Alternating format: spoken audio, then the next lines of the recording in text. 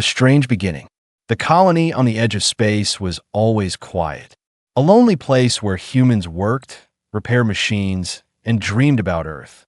John lived there too, in a small metal house with long silent halls. He was a mechanic, fixing broken drones and machines for the colony. But he was not alone. He had an alien maid who worked for him. Her name was Sira. She looked almost human, but not fully.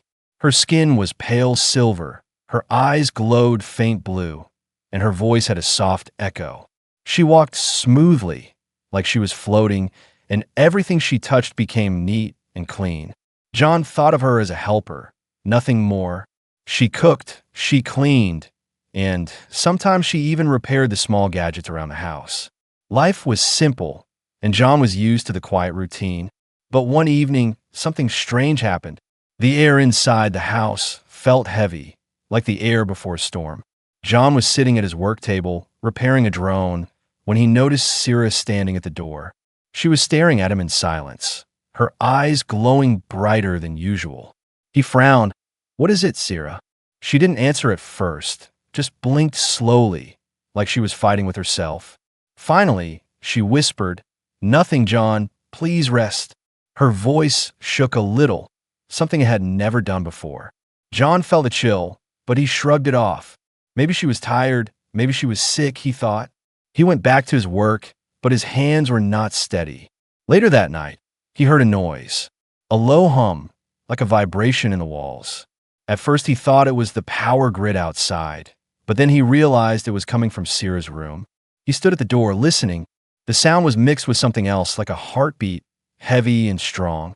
There were whispers too, but he could not understand them. John felt uneasy. He almost knocked on the door, but something stopped him. Instead, he stepped back and went to his room. He lay in bed, staring at the ceiling. Sleep did not come easily that night. The next day, he noticed more changes. Sira avoided eye contact. When he asked her simple things like, "Can you pass me the tool?" she would hesitate. Her hands trembled when she poured water into a glass. Once, she dropped a plate, something she had never done before. The pieces shattered, and her eyes glowed brighter for a second. John bent down to help her pick it up, but she snapped, "No, don't." Her voice was sharp, almost like a warning. John froze, staring at her. She looked shocked at her own reaction, then turned away. "I'm sorry, John," she whispered. "Please forgive me." But he could not forget the fear in her voice. Later, while working in the garage, he found strange marks on the wall, long scratches deep into the metal. It looked like claws had been dragged across the surface. But Sira didn't have claws. Her fingers were smooth, delicate, almost human. John touched the marks and felt the sharp grooves. He frowned, his stomach tightening with worry. Something was happening to her, something she was not telling him. That night, the house was filled with silence again. Too much silence. John tried to read a book, but every sound made him jump. A drop of water from the sink, the hum of the air system, the creak of the floor. Everything felt louder than normal. And then he heard it again, the same sound from before. A hum, a heartbeat, and a whisper. This time it was stronger, like the whole house was breathing with her. John stood up, his heart pounding. He walked slowly down the hallway, every step echoing in his ears. He stopped in front of Sira's room. The door was closed, but he could see a faint blue light shining under the crack. The whispers were clearer now, but still not words he could understand. It sounded like a language not meant for humans. He felt his chest tighten. Should he open the door? Should he call for help? He reached out and touched the cold metal handle. For a moment, he almost pushed it open, but then the sound stopped. The light faded. The silence returned. John froze in place. His breath came fast, his palms sweating. He backed away slowly. He didn't know why, but something inside told him not to open that door, not yet. He turned and walked back to his room, but his mind was racing. What was happening to Sira? Why was she hiding it from him? And why did it feel like something dangerous was just beginning? John lay awake all night. He stared at the ceiling, listening to the silence. He knew one thing for sure. Tomorrow, everything would change. The first signs of trouble. The morning felt strange from the very beginning. John woke up with heavy eyes, like he had barely slept. The silence in the house was sharp, almost unnatural. He pushed himself up from bed and looked around. Everything seemed the same, neat, clean, in order, but something in the air felt different. He could not explain it, but it pressed on his chest like invisible weight. Sira was already in the kitchen. She moved quickly, but her steps were not as smooth as before. Her hands shook slightly when she placed a plate on the table. "Good morning, John," she said softly, avoiding his gaze. Her voice had a trembling echo, like it was two voices speaking at once. John forced a smile. "Morning, Sira." He sat down, but he could feel her eyes on him even when she looked away. The food tasted normal, but his throat was dry. He drank water, but even the water felt heavy on his tongue. He pushed the plate aside, unable to finish. Later that day, John went to his workshop, but the broken drone in front of him didn't matter. His mind kept going back to Sira. He thought about her glowing eyes, the scratches on the wall, the whispers. He tried to convince himself it was nothing. Maybe a system fault, maybe just stress. But deep down, he knew it wasn't normal. Something inside her was changing, something dangerous. In the afternoon, John returned to the house. The door slid open with a hiss. The moment he stepped inside, he felt the heat. The air was warmer, thicker, almost alive. Sira stood in the center of the room, staring at the wall. Her back was straight, her hands clenched at her sides. Her breathing was slow but heavy. John called her name, "Sira." She didn't move. He took another step. "Are you all right?" Her shoulders stiffened, and then she turned. Her eyes glowed brighter than ever before, like two small moons burning in the dark. John froze. She stared at him for a long moment, then whispered, "Stay away."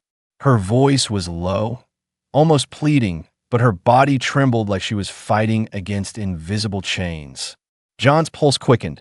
"Sira, what's happening to you?" But she shook her head. "I cannot." She turned and rushed past him, disappearing into her room. The door slammed shut. The sound echoed through the house, leaving John in silence again. The hours dragged on. John sat in his chair, restless. Every few minutes he heard sound from her room.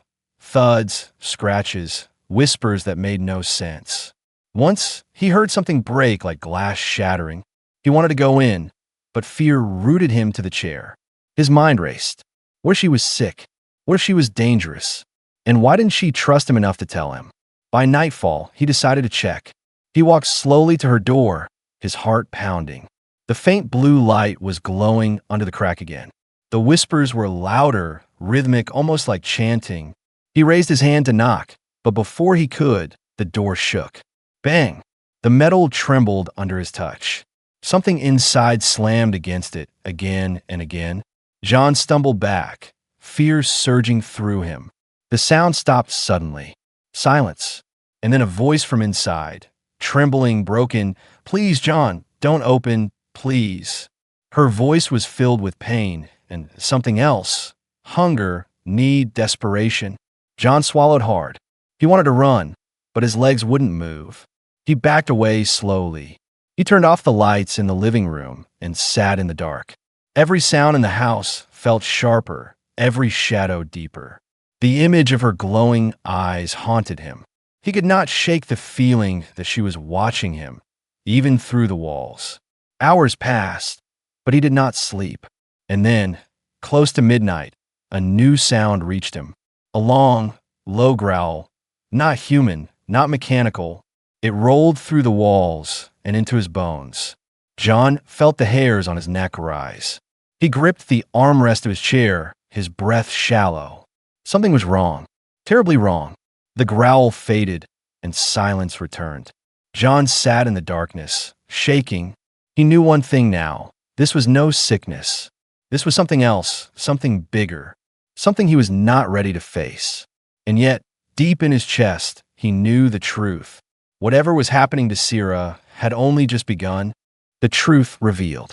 The next day began with silence again. John sat at the table with cold food in front of him, but his appetite was gone. He kept staring at Sira's closed door, waiting, listening. Finally, the door slid open. Sira stepped out slowly, her eyes dimmer than before, but her face pale. She moved carefully, like each step was heavy. "Good morning, John," she whispered, though her voice cracked. John studied her. "You don't look well, Sira." She tried to smile, but her lips trembled. "I am fine," she said, but the lie was clear. For hours she avoided him. She cleaned, cooked, and tried to act normal. But her movements were tense, unnatural. Her hands shook when she touched things, her breath uneven. At one point, she dropped a jug of water. The glass shattered across the floor. John rushed forward to help, but she cried out, "Don't come near me." Her voice was sharp, filled with panic. John froze, staring at her. Her eyes glowed again, faint but fierce. He saw something there he had never seen before. Fear. But not fear of him. Fear of herself. That evening, John couldn't hold back anymore. He waited until she sat quietly in the corner, her head in her hands. He stepped closer, his voice low.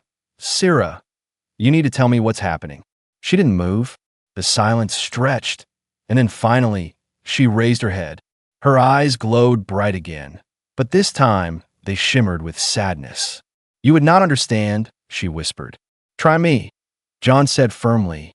For a long moment she stared at him, torn between silence and confession. Then, with a trembling breath, she spoke. "My cycle has begun," she said, her voice quiet but heavy. John frowned. "Cycle?" Her hands gripped her knees tightly. "Yes," she whispered, "my heat cycle." The words felt strange in the air, heavy, dangerous. John blinked, unsure if he heard right. Heat cycle. The term echoed in his mind. "What does that mean?" he asked carefully. Sira lowered her head, shame burning in her glowing eyes. "It is my nature," she said. "My kind enters this state once in many years, and when it begins, we change." Her voice shook. "Our strength grows, our control weakens, and our instincts take over." She paused, as if the words were too heavy to finish. John's stomach tightened. Instinct for what? She swallowed hard. For bonding, for mating. The word hung in the room like a shadow. John felt his chest tighten. Everything made sense now. The glowing eyes, the trembling hands, the whispers in the dark. It wasn't sickness, it wasn't madness. It was biology. Her body was pulling her into a state she couldn't resist. And he was the only one around. The realization hit him hard. He stepped back, but his voice was steady. "Why didn't you tell me sooner?" Sira's face twisted with pain. "Because," she whispered, "you are human, and you cannot prepare for this. You are fragile. If I lose control, I might harm you." John's throat felt dry. He had seen danger before, broken machines, storms outside the colony. But this was different. This was inside his own home. A danger wearing the face of someone who had cooked for him, cleaned for him, spoken to him like a friend. And now she was telling him that she might turn into something he could not stop. He clenched his fists, trying to stay calm. "You should have told me," he said, his voice firm. Sira shook her head, tears glowing faintly in her silver eyes. "I thought I could control it," she said. "I thought I could protect you." Her voice cracked, but I was wrong. The silence between them was heavy. John's heart raced. Every instinct told him to run, to escape the house, to leave her behind. But he couldn't. He knew if he left, she might lose control completely. And then no one would be safe, not him, not the colony. He took a deep breath. "All right," he said, "then we face this together." Sira's eyes widened. "You don't understand," she whispered. "This is only the beginning. It will get worse, much worse." Her body trembled, her glowing eyes brighter again. John stood tall, trying to mask the fear burning inside him. He didn't have a plan, he didn't have weapons. But he had one thing left, the stubborn human will to face the unknown. That night, the house was no longer silent. It breathed with tension, heat, and the unspoken truth between them. The danger was no longer a mystery. Now it had a name. Her cycle had begun, and John knew he was completely unprepared. The rising tension. The next day did not feel like a normal day. John woke up with sweat on his forehead, even though the temperature control showed normal. The air was thicker, warmer, heavy enough to make every breath a little harder. He pushed himself up and listened. The house was quiet, too quiet. He could not hear Sira moving in the kitchen, no sound of dishes, no soft humming she used to make. He stepped into the hallway. The floor felt warmer under his boots. He paused in front of her door, but this time he didn't knock. He kept walking toward the living area. That was when he noticed the first sign. The table near the wall was broken. One leg snapped clean off. Metal bent like it had been twisted by something far stronger than human hands. John knelt down and touched the bent steel. His stomach tightened. Only Sira could have done this. A sound came from behind him. Soft, uneven breathing. John turned slowly. Sira was standing in the doorway, her hair loose, her eyes glowing brighter than ever. Her silver skin seemed warmer, faint heat rising from her body like steam. She gripped the doorframe so hard that the metal squealed under her fingers. John froze. Her voice was low, broken. "I told you, stay away." He raised his hands, trying to keep calm. "Sira, listen to me," he said gently. "I'm not afraid of you." But she shook her head violently. "You should be," she whispered. "You don't know what will happen." Her breathing grew faster, her chest rising and falling like she was holding back a storm inside. Then suddenly she turned and slammed the door shut again. The echo rang through the house, leaving John trembling in the silence. Hours passed. John tried to work on his drone, but his hands shook too much to focus. Every sound made him jump. A thud from her room, a faint growl under her breath, the screech of metal bending. The house no longer felt like a home. It felt like a cage, and Sira was the storm locked inside. That night, the tension broke. John was sitting in the dark living room when the air system cut off for a second. In that silence, he heard it, footsteps, slow and heavy, moving closer. He held his breath. Sira's shadow stretched across the wall, her figure tall, glowing faintly with that strange blue light. Her voice came low, trembling. "John." He stood, his heart hammering. She stepped into the light, her eyes glowing so bright they looked like fire. Her hands trembled as if fighting the urge to reach for him. Her whole body shook like a battle was happening inside her. "I can't," she whispered. "I can't hold it back." John felt his throat dry. Fear clawed at him, but he forced his voice to stay calm. "You can fight it," he said. "You're stronger than this." But her head shook, her hair falling across her glowing eyes. "No, I'm not," she cried, her voice breaking. "This is only the beginning. You don't understand how strong it gets." She staggered back, hitting the wall, leaving deep cracks where her hands touched. The metal bent. The lights flickered. The whole house trembled with her struggle. John stepped closer, even though every instinct screamed at him to run. He remembered what she told him, that her cycle was unstoppable, that she could lose control. But he also remembered something else. Humans were not strong like aliens, but humans had will, courage, stubbornness. And sometimes that was enough. "Sira," he said firmly, "you're not alone in this." She looked at him with glowing, desperate eyes. Her lips parted as if she wanted to say more. But then she let out a low growl, one that did not sound human at all. The sound froze John in place. She turned and ran, slamming her door shut with a force that shook the walls. John stood in the silence, his breath ragged. He knew she was right. This was only the beginning. The cycle was growing stronger, and soon, hiding behind doors would not stop it. That night, John locked his own door for the first time. He sat against it, gripping a wrench in his hand like a weapon. The silence pressed against him, broken only by the sound of her restless movements on the other side of the wall. He stared into the dark, his mind racing. How long could she fight it? How long before the storm broke free? The house creaked, the air grew hotter, and John whispered to himself, "This is going to get worse." The human's choice. The house was breaking down piece by piece. Metal walls groaned. Furniture cracked. Lights flickered with every surge of heat coming from a room. John stood in the middle of it all, sweat dripping down his face, his heart racing. He knew the truth now. Hiding would not work. Locking doors would not work. Sira's cycle was only growing stronger, and soon nothing could hold her back. He looked at the wrench, still lying on the floor. He picked it up, feeling the weight in his hand. But after a moment, he dropped it again. He couldn't do it. If he raised it against her, he would lose her completely, and maybe lose himself too. John took a long breath and whispered to himself, "This isn't about fighting. This is about reaching her." He walked slowly down the hallway toward her room. The heat grew with every step, like walking into a furnace. The air shimmered, his lungs burned. The door was already cracked, bent from her earlier outburst. He pushed it open with effort. Inside, the walls were scratched, the bed broken, the floor dented from her strength. And in the middle of it stood Sira, trembling like a cornered animal. Her eyes glowed fiercely. Her breath came in ragged gasps. Her body shook with both power and exhaustion. When she saw him, she growled low, warning him to stay away.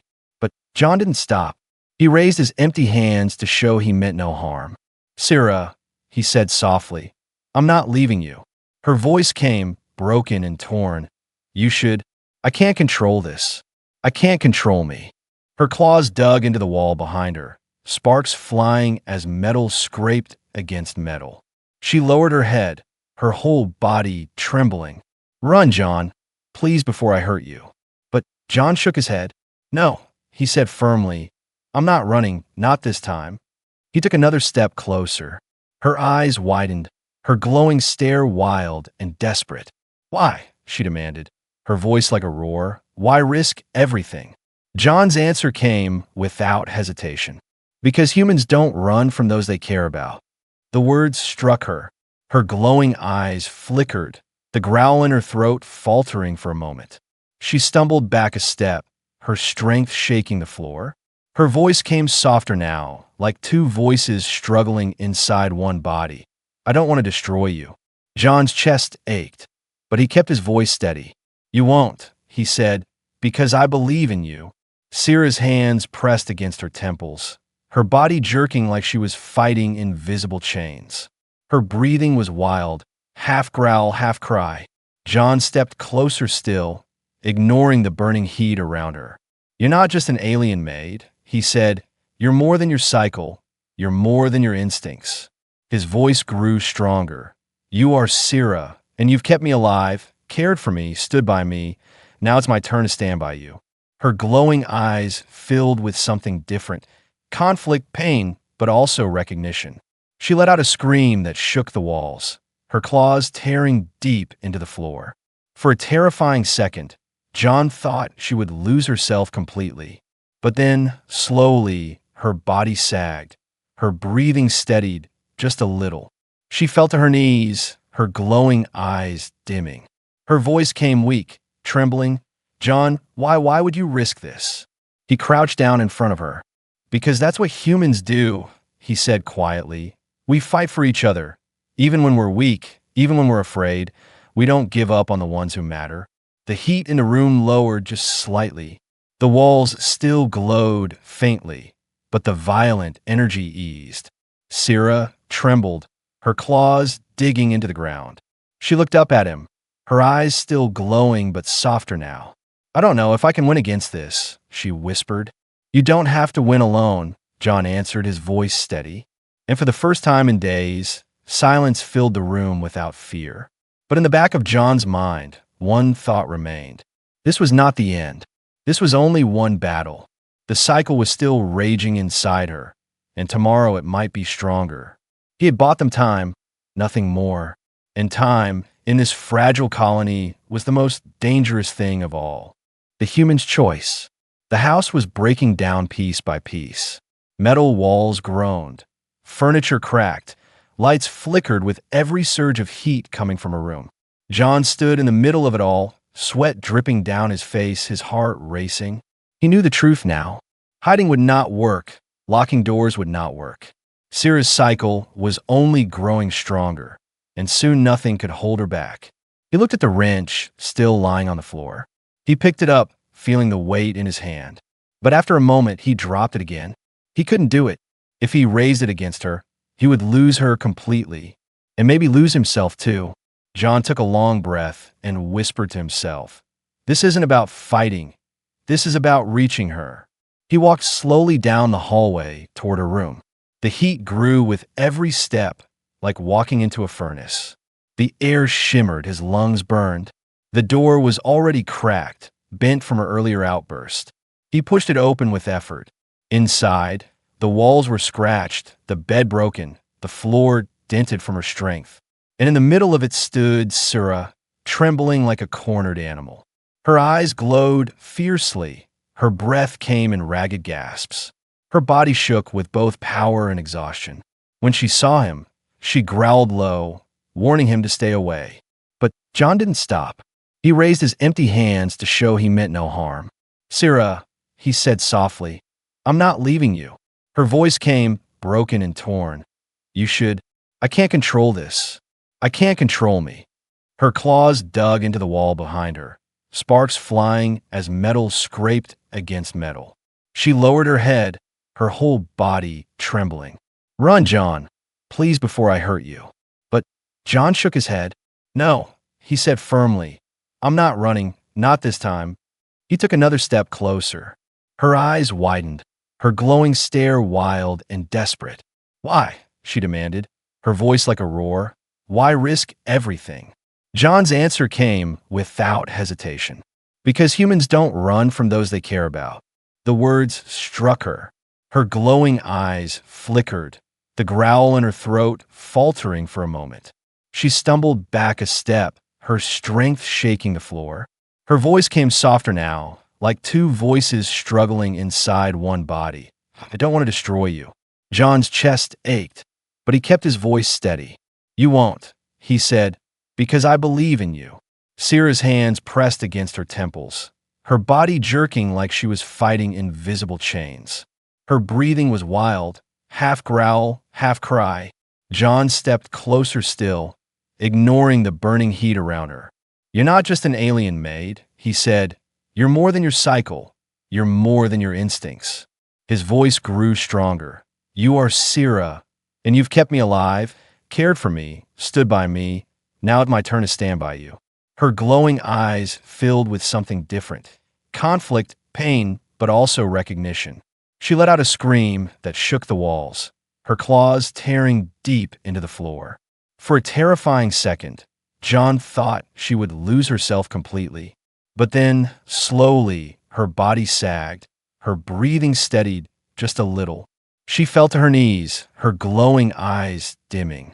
Her voice came weak, trembling. "John, why would you risk this?" He crouched down in front of her.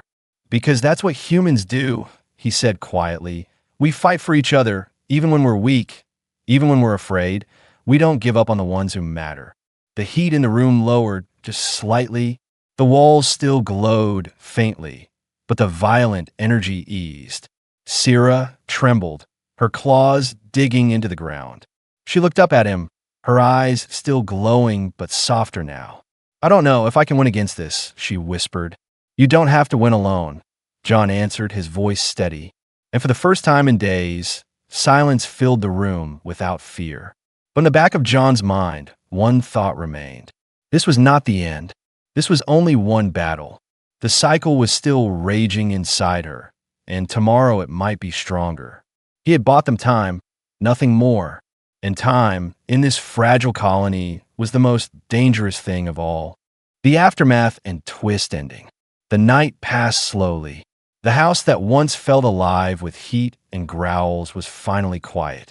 John sat beside Sira, who had collapsed on the floor hours ago. Her breathing was steady now, her glowing eyes dim. The claws that had torn into steel were only trembling hands again. He stayed there, watching her, afraid to leave. The silence felt heavy, but safer than before. When morning came, the light through the small windows made the room feel almost normal. Sira stirred, her silver hair falling across her face. She opened her eyes, faintly glowing but no longer wild. Her voice was soft, tired. "John, you stayed?" He nodded, his voice calm. "Of course I stayed." She looked down, shame in her eyes. "I could have destroyed you." John leaned back against the broken wall. "But you didn't." For a long moment, she said nothing, only sat there, her breathing slow, her body weak. The damage in the room was everywhere. The bed was crushed, walls bent, the floor split open with deep claw marks. It was proof of how close she had come to losing herself. But it was also proof of how close John had come to losing her. He rubbed his eyes, exhaustion weighing down on him. Yet he felt something else too, relief. For now, they had survived. Sira lowered her head, her voice shaking. "You don't understand, John," she whispered. "This was only the start." His chest tightened. "What do you mean?" Her glowing eyes met his, sadness inside them. "My cycle has phases," she explained softly. "This was the first, the weakest, the smallest taste of what is coming." John's stomach dropped. "If this was the weakest," he said, his voice low, "then what's next?" Sira's hands clenched on the broken floor. Her voice almost broke as she whispered, "The second phase will be stronger, and the final one, unstoppable." The words struck him like a weight. He thought the storm had passed, but it was only a shadow of the true danger. He stood slowly, his legs heavy, his voice steady. "Then we'll prepare." Sira looked at him with disbelief. "You're still not afraid?" she asked softly. John gave a small, tired smile. "Of course I'm afraid, but fear doesn't mean giving up." He looked at the broken walls, at the scars of the night. "Humans adapt," he said. "That's what we do best." For a moment, the room felt calm again. But just as silence settled, a new sound filled the air. A low hum, deeper than before, vibrating through the metal walls. John turned his head sharply. It wasn't coming from Sira this time. It was coming from outside the house, spreading through the colony. Sira's eyes widened, glowing faintly. Her voice came low, almost fearful. "They felt it. My kind, they know my cycle has begun." John froze. The danger was no longer just inside his home. Now, it was coming from beyond the walls. And for the first time, he realized this wasn't only his fight. The whole colony might be in danger. Sira's faint whisper broke the silence. "John, the real storm hasn't even started."